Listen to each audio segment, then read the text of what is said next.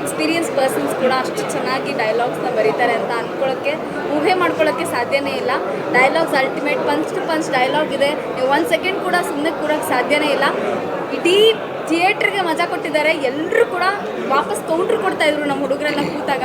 ಅಷ್ಟು ಎಂಟರ್ಟೈನಿಂಗ್ ಆಗಿದೆ. ಇಂಥ ಒಳ್ಳೆ ಸಿನಿಮಾನ ಥಿಯೇಟ್ರಲ್ಲಿ ನೋಡಿ ಫ್ಯಾಮಿಲಿ ಜೊತೆ ಕೂತ್ಕೊಂಡು ಫ್ರೆಂಡ್ಸ್ ಜೊತೆ ಕೂತ್ಕೊಂಡು ನೋಡೋವಂಥ ಸಿನಿಮಾನ ಮಿಸ್ ಮಾಡಿಕೊಂಡು ಮತ್ತು ಮನೆಗೆ ಬಂದಾಗ ಅಥವಾ ಮನೇಲಿ ಟಿ ವಿಲಿ ಟೆಲಿಕಾಸ್ಟ್ ಆದಾಗ ಇಂಥ ಸಿನಿಮಾ ಥಿಯೇಟ್ರಲ್ಲಿ ನೋಡೋದನ್ನ ಮಿಸ್ ಮಾಡ್ಕೊಂಡ ಅಂತ ಅಂದ್ಕೊಳ್ಳೋದಕ್ಕಿಂತ ಈಗ ಬಂದು ಎಲ್ಲರೂ ಕೂಡ ಎಂಜಾಯ್ ಮಾಡ್ಬೋದು. ಪ್ಲೀಸ್ ಟು ಕಮ್, ಎಲ್ಲರೂ ಬನ್ನಿ, ಎಂಜಾಯ್ ಮಾಡಿ.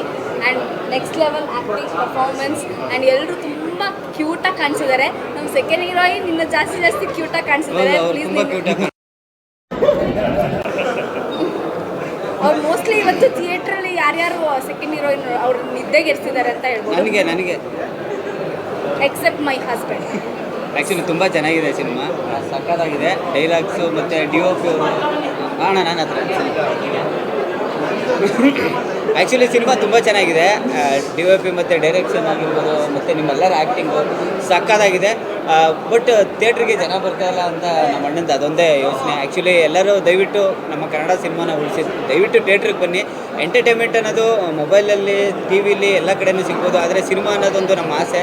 ಬೆಳ್ಳಿ ಪರದೆ ಮೇಲೆ ನಮ್ಮಂಥ ಪುಟ್ಟ ಕಲಾವಿದರು ಎಲ್ಲರೂ ಬರಬೇಕು ಅನ್ನೋದು ನಮ್ಮೆಲ್ಲರ ಒಂದು ಆಸೆ.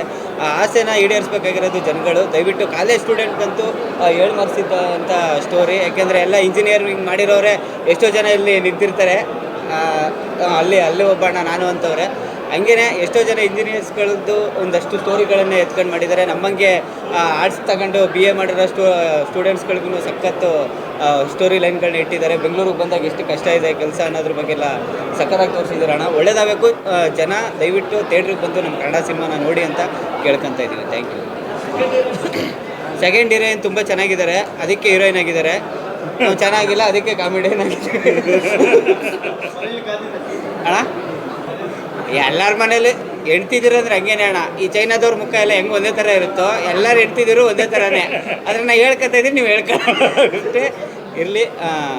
ಒಳ್ಳೇದಾಗಲಿ ಎಲ್ಲರಿಗೂ ಅಂತ ಕೇಳ್ಕೊತೀನಿ. ಸಮಾಧಾನ. ಬಂದೆ.